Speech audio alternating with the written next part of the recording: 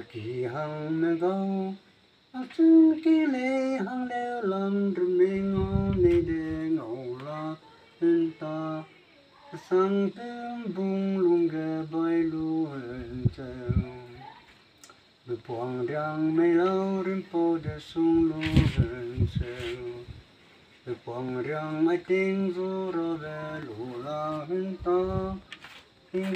đi căng mê lâu mê rai Krawang nin pin de malan Ning su dây nê Đã hăng ngô men ai lo gẹwang Ning yin tư chân lê nói đến leo gô nang lao Ai bọn đói cái công đủ lo nó cho Họ leo chỉ cái lu men nông gô Lòng cho thế sông làm mong lùi mê rè leo Từng cái to nó coi để té bay để chơi cái phun sông cày nông dân tôi ghé về ai đây u rong mình nó phải sinh đi lên đường na cái xe tiêu chi mày đó để sinh đi lên leo mà rai cùi bùi linh kim cái hang sọt xuống Hãy subscribe cho kênh Ghiền Mì Gõ để không bỏ lỡ những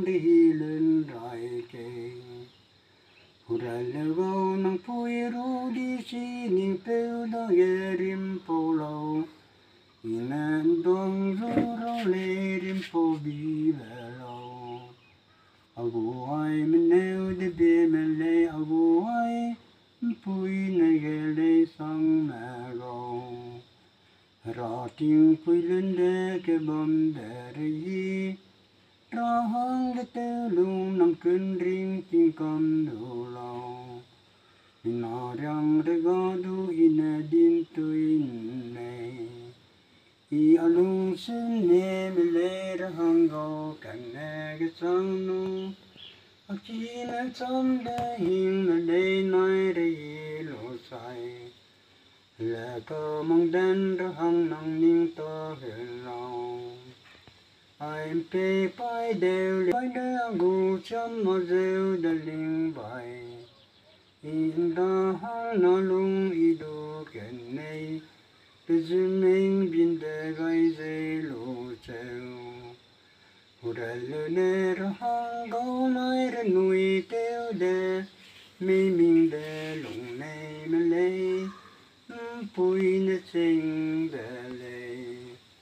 Hồ đà lê nè ra hăng gõ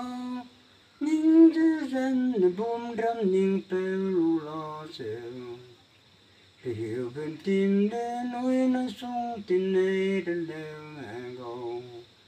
Cái xoang lê đê liêm rừng chá chèo ra hăng Nôm đôi lù dây mà rai nè gõ luôn Phiêu vân kinh nê rong ghê cổ dây Cái hình đánh eo rong cổ dây mà lê